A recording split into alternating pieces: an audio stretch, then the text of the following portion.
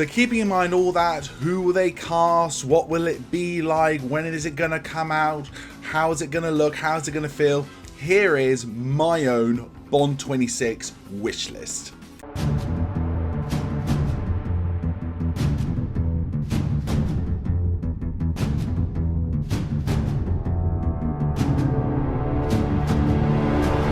Bond 26 is a while away still, but that's also in one sense quite nice because we get to sort of discuss and theorize and debate between ourselves, like how will they do it, what way they're going to take it, what ideas some people like, what ideas some people don't like, and it's really exciting. And I've seen so many other people do videos online of their own Bond 26 wish list, ideas or like titles or castings and locations that they want to see Bond go to, not only for Bond 26 but for future films as well. I wanted to jump on the Bond wagon here because I have my own Bond 26 wish list, which I want to share with you all my ideas of potential locations and titles and characters and stories and casting, all of it together. And at the end, I'm going to take my favourite cream of the crop out of my cream of the crop and present you my full Bond 26 wish list. No Time to Die, in a weird way, because of its ending of killing 007, has actually opened the series up to have a wonderful, complete, clean slate. You can go in so many different directions and do so many different things now.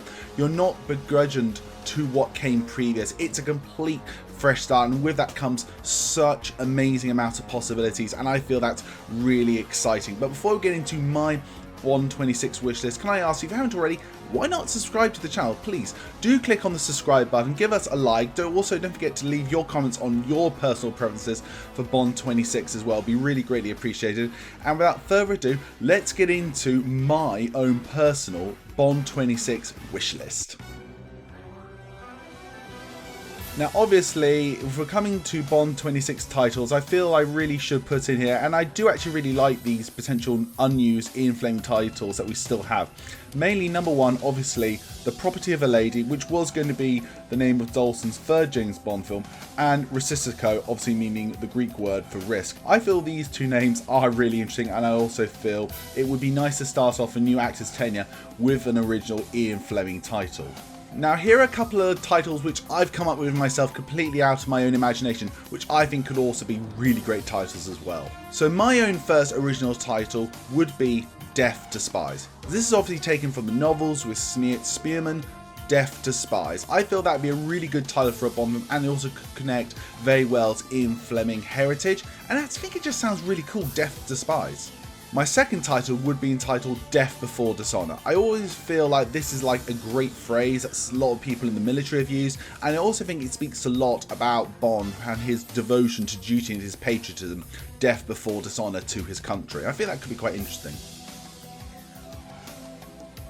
So when it comes to tone, obviously the Daniel Craig era has let itself be known as much more serious and grounded, but the Bond series, as far as I read in the books, it was quite dangerous, it was dark, and it was actually at moments you could say quite scary, but it was also fantastical a bit. And I feel it's time that we put in the fantastical back into the dark and grittiness and find a lovely hybrid working the two. So essentially keeping the Daniel Craig style going, but add more fantastical private islands and creative weird henchmen. I think that could be really, really great.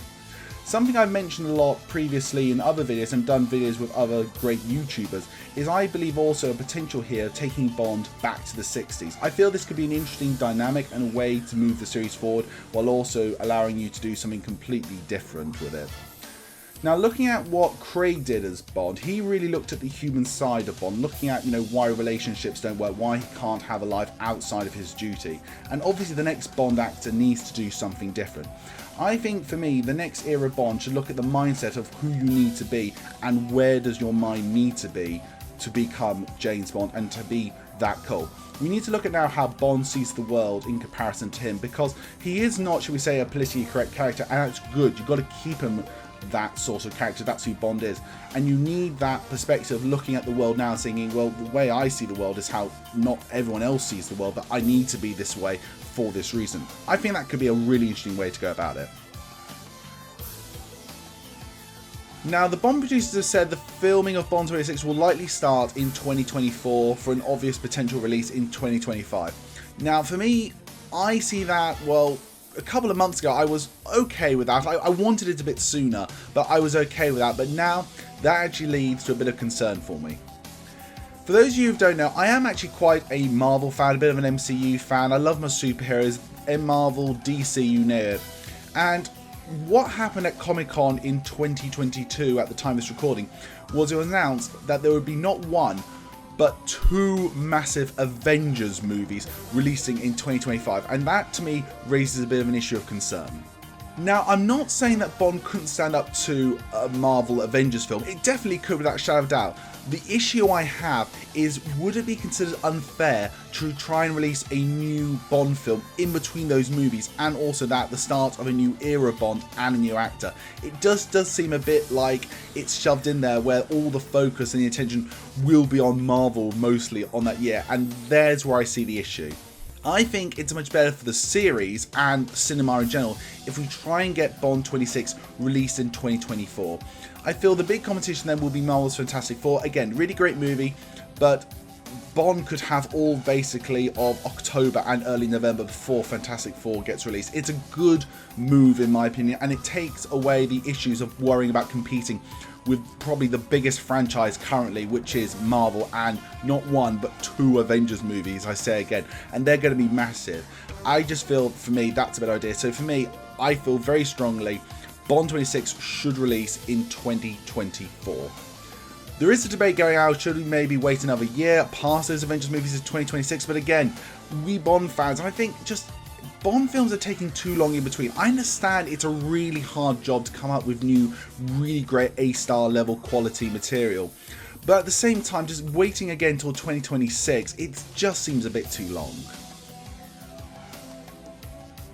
The first person I really love to direct a Bond film, and I think a director who's been on many people's wish lists, and certainly at the number 1 like myself, would be Christopher Nolan. Christopher Nolan has said time and time again how much of a Bond fan he is and how much the series has influenced him in his life. You can only look at his films to see the influence there. He's told repeatedly he's had meetings with Eon, he's got an original way of doing it fresh and new. To me, it's not a question of if with Christopher Nolan, it's a matter of when, and I think Bond 26 would be the right time to do it. My next on my list is maybe a bit of a controversial choice, but I stand by it, is actually the director Patty Jenkins. I think her work on Wonder Woman was amazing. I can't wait to see her film of Cleopatra. Wonder Woman 1984 wasn't as good as Wonder Woman, but I still think she did an amazing job directing that, and she has great visual style and flair. I also think her work has just been something unique and interesting, and I'd like to just see, as a fan, I would just like to see Patty Jenkins potentially direct a Bond film, because I'd love to see what sort of film we could get. I really can't do a potential director wish list for Bond 26 without mentioning the greatest film director of all time, Steven Spielberg. Spielberg nearly directed a Bond film twice. First time they didn't get enough experience, then afterwards they honestly couldn't afford him. I would love, especially for a potential new reboot of Bond, to have Steven Spielberg directing a Bond. It would be incredible. He still has that youthful sensitivity he used to have, more with his older age wisdom and his sense of drama. It could be truly an amazing Bond film if Steven Spielberg directed it. Next on my list is a director I've been saying for years and years should be given the chance to direct a Bond film and also actually star in it, which is Sir Kenneth Branagh. Just look at his work and you know he is the right man for the job. Finally, Ridley Scott for me would be another amazing choice. His visual flair is just something to make a true epic old school James Bond film. Apart from that, being the most amazing director with actors, getting these amazing casts, amazing stories that he works with, I would love and cherish to see Ridley Scott direct a Bond film. I really do feel that now we're coming on to a complete reboot of the franchise. I think it's time that Neil Purvis and Robert Wade leave the series. Now, I know a lot of people out there are potential really big fans of them, but for me, I'm going to be absolutely honest, I think they've been good writers, but it's people like when Paul Haggis and John Logan came on to polish up the scripts, I really feel that those films like Casino Royale and Skyfall got their real greatness from it. I think it's time for Neil Purvis and Robert Wade to step aside and allow some new writers to come on board. Now, a couple of writers I've really loved is the writing pair Rick Java and Amanda Silver. They've done some great films like Jurassic World, Rise of the Planet of the Apes, the remake of Mulan. I really love their writing style, and I think they have a great balance of great drama with spectacle, which I think will be really, really good for Bond 26. Also on that note, I'd also like to add in Phoebe Waller-Bridge. Now, Phoebe Waller-Bridge was brought on for Bond 25, No Time to Die, to polish up some dialogue, and I think Phoebe Waller-Bridge is an incredible writer. Look at the work she did in Fleabag and the first season of Killing Eve. She is absolutely amazing. I really hope that Phoebe Waller-Bridge carries on writing for the Bond series. I think she's a great catch at the Bond series score, and it would be a great addition that Bond 26 could potentially be written by Phoebe Waller-Bridge. My first potential location I've always wanted Bond to visit is Australia. Australia is somewhere that Bond has never properly been, and I just for the life of me can't understand why, with its amazing vistas, its cities, the wildlife there being a potential threat to Bond. For me, it's just a no-brainer. Why hasn't Bond visited Australia? Next on my list would be Vietnam. Again, Bond has visited Vietnam in the past, but we've never really gone much into its countryside, which I once saw on a Top Gear special, and for me it was just like Bond needs to visit here. Next place I want Bond to visit again is one, he hasn't been to since You Only Live Twice, is Japan. Again, a bit like Vietnam. The amazing countryside and the visual flair that Japan has to offer even outside of its amazing great cities. I feel Bond should definitely return there because it's basically a new world in comparison to what it was back in the 60s, and it'll be a great visual thing for the next Bond film.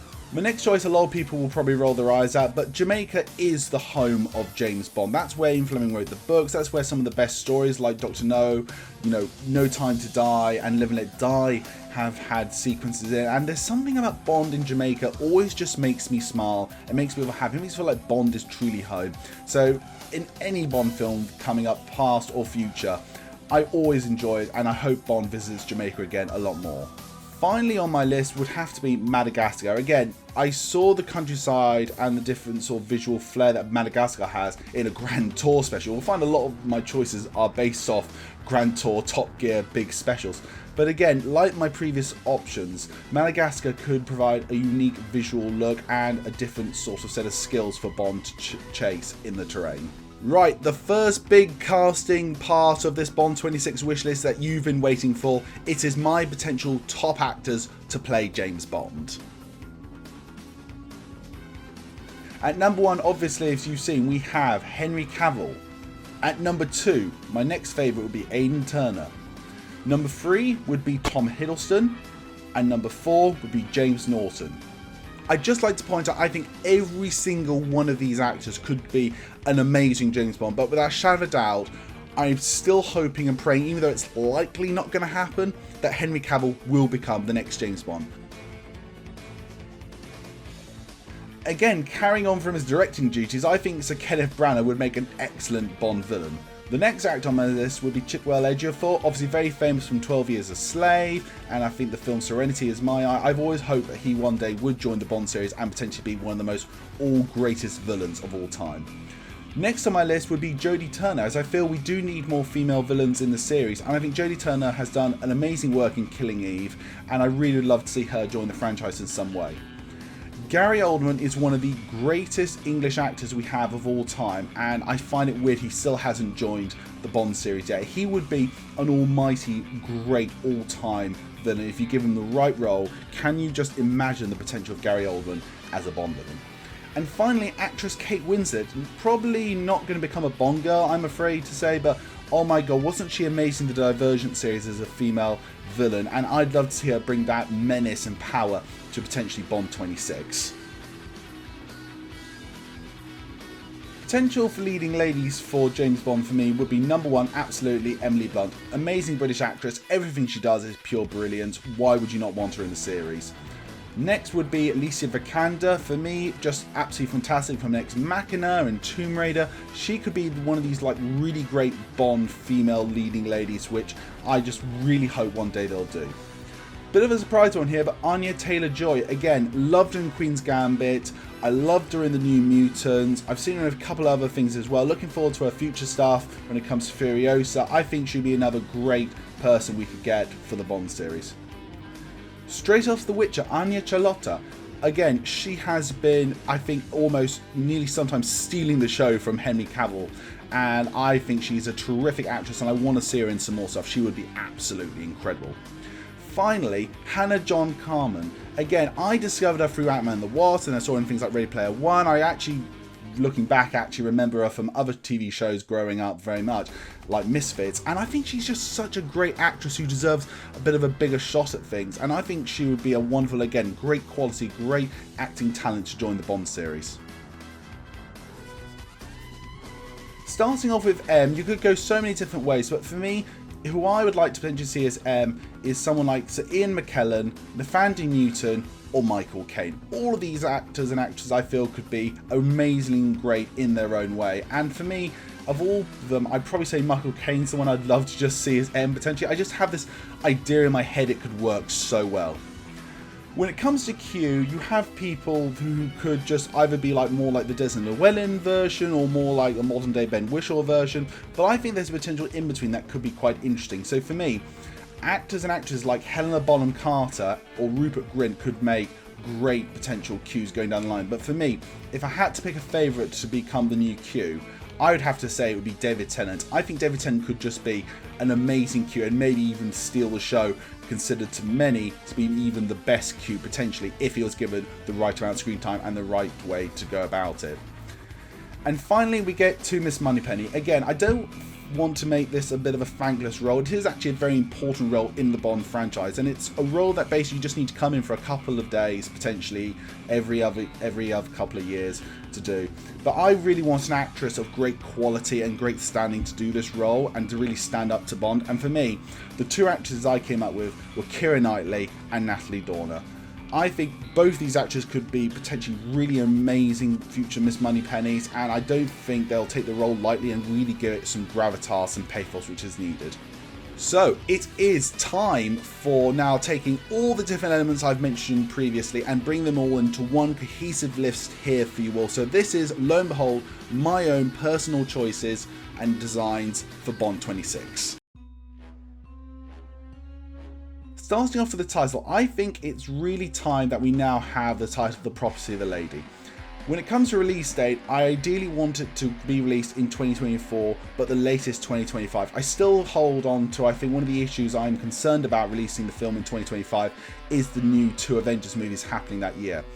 Tone-wise, I want to go back to the 60s and have a bit more fantastical element, and for the next Bond to look into the mindset of what sort of mind you need to be and how you need to view the world to become a 00 agent.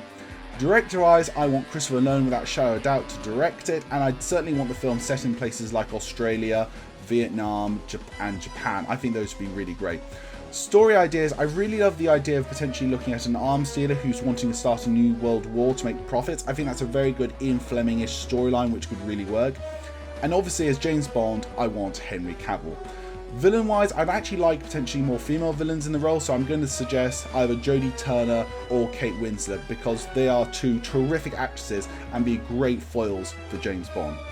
Leading lady wise, again, my two choices if I had to pick here would be Emily Blunt or Hannah John Kamen. I think these two actors are absolutely amazing. Moving on to Bond ladies, for me, it would have to be without shadow of doubt Emily Blunt. I think Emily Blunt is one of those great British actresses. She can do absolutely no wrong and she'll be a great connection to Bond. For MI6 regulars, I've certainly wanted M, Michael Caine, for Q, David Tennant, and for Moneypenny, Keira Knightley. So everyone, that is my potential Bond 26 wish list. But I want to know, do you agree with some of the things I have? Do you like some ideas? Do you not like some ideas? I want to know. Comment down below and tell me what you think about all this. As always everyone, my name is Henry and I am the Bond Geek. Goodbye.